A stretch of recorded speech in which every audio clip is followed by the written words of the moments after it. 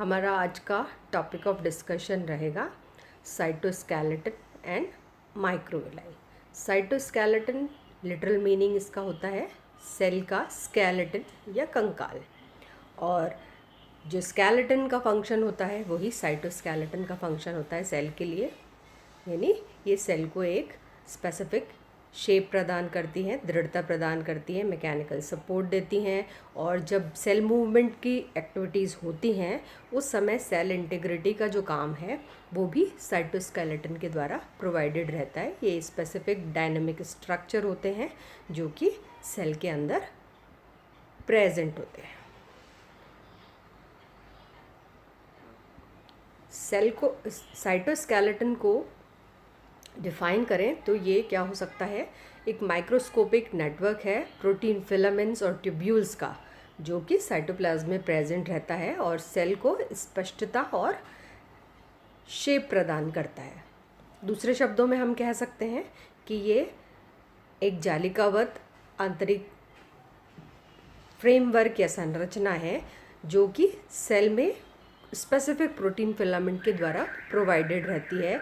उनको माइक्रोट्यूब्यूल्स भी कह सकते हैं आप, माइक्रोफिलामेंट भी कह सकते हैं।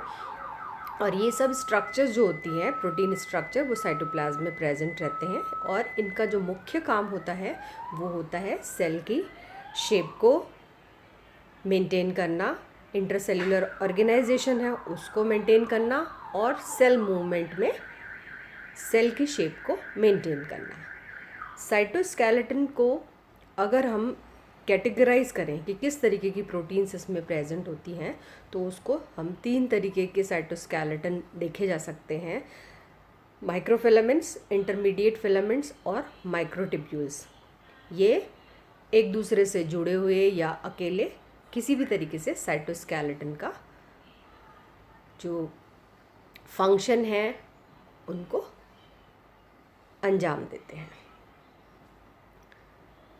तीनों तरीके के साइटोस्केलेटन कंपोनेंट्स जो होते हैं वो आपस में जुड़े हो सकते हैं, सब सेलुलर ऑर्गेनल से जुड़े हो सकते हैं और सेल मेम्ब्रेन से भी जुड़े हो सकते हैं। तो जो सेल की मैकेनिकल स्ट्रेंथ होती है उसको ये मिल के या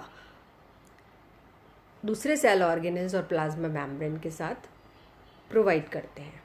प्रोटीन फाइबर्स जो होते हैं वो बहुत सारे मोनोमर यूनिट के आपस में जुड़ने से जो पॉलीमर्स का निर्माण होता है उनके द्वारा निर्मित होते हैं।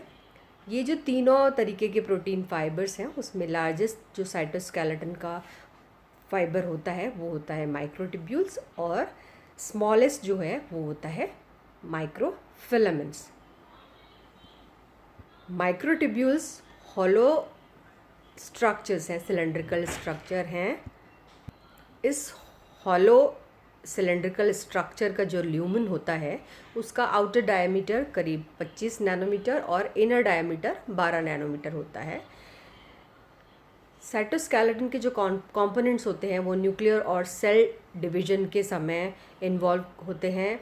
इंटरसेल्युलर स्ट्रक्चरल जो ऑर्गेनाइजेशन होता है सेल का उसमें मदद करते हैं, और जो ट्रांसपोर्टेशन होता है उसमें मदद करते हैं। इसी तरीके से जो सिलियरी और फ्लैजिलरी मोटिलिटी है, सिलिया और फ्लैजिला के द्वारा जो सेल मूवमेंट होते हैं उनका भी इंटीग्रल पार्ट होते हैं।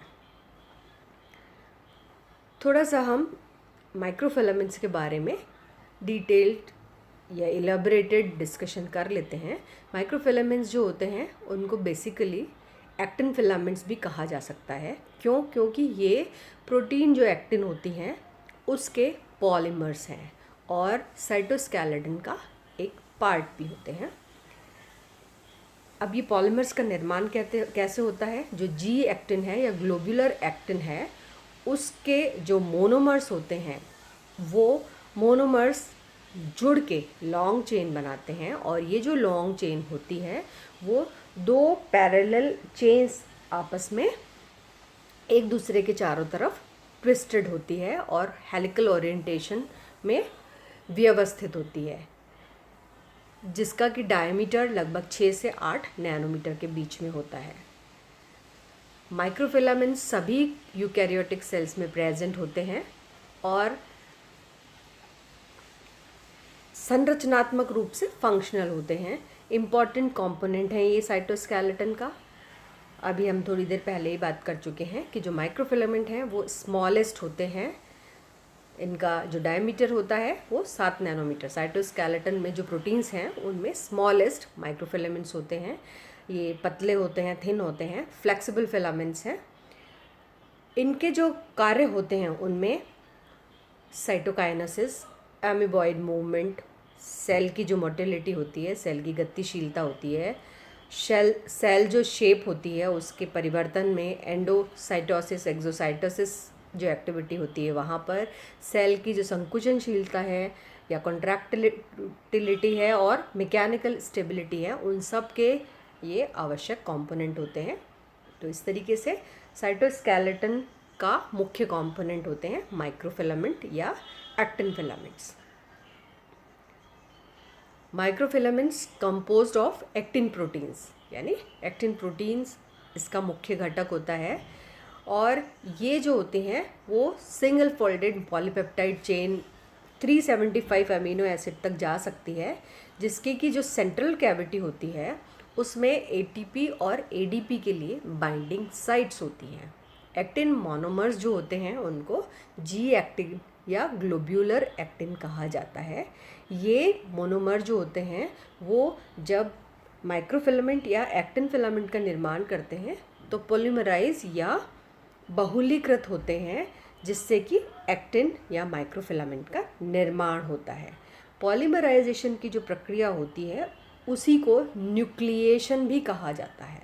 और न्यूक्लिएशन या पॉलीमराइजेशन कैसे स्टार्ट होता है? 3 एक्टिन मॉलिक्यूल्स जो होते हैं वो एक साथ इकट्ठे होते हैं और पॉलीमराइजेशन चेन को स्टार्ट करते हैं। हर जो ग्लोबुलर एक्टिन है या मोनोमर यूनिट है वो 166 डिग्री पे रोटेटेड होती है फिलामेंट्स में, जब इसका व्यवस्था होती है, ओरिएंट होती है तो।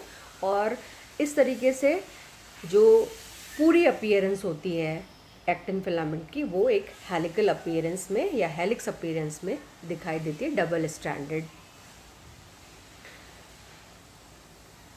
जो फिलामेंट बनते हैं माइक्रोफिलामेंट में उसमें हमने कहा कि 2 पॉलीमराइज चेन होती हैं जो पैरेलली अरेंज होती हैं। तो हर चेन में जो एक्टिन है वो सारे के सारे जो मोनोमर यूनिट है वो सेम डायरेक्शन में ओरिएंट होती हैं।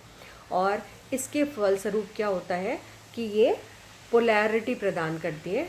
2 डिस्टिंक्ट एंड्स प्लस और माइनस एंड फॉर्म हो जाते हैं। ये स्ट्रक्चर है माइक्रोफिलामेंट का। ये इसकी मोनोमर यूनिट है ग्लोबुलर एक्टिन। ये एक चेन है, ये दूसरी चेन है, दोनों एक दूसरे से पैरेलली अरेंज है। और जो ग्लोबुलर एक्टिन होता है, जी एक्टिन होता है, वो सारे के सारे एक ही डायरेक्शन में ओरिएंट होते हैं, जिसके फलस्वरूप इस चेन को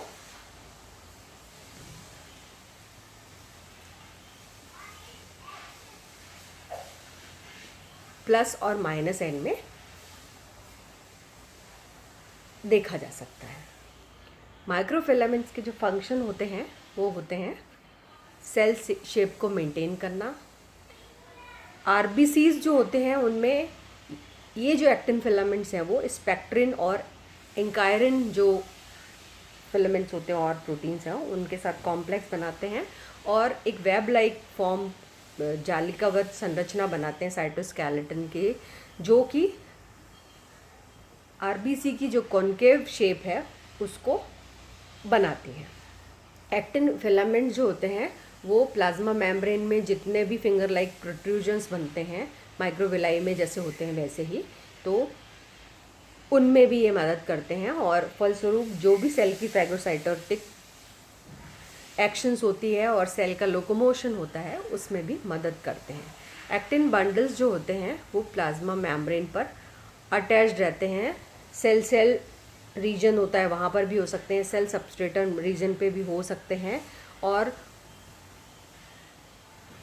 इंटीग्रिन जो प्रोटीन होती है उसके साथ मिलके, और दूसरे प्रोटीन्स भी होते हैं टेलिन और विनेक्युलिन, इन प्रोटीन्स के साथ कॉम्प्लेक्स बना के सेल को दृढ़ता प्रदान करते हैं।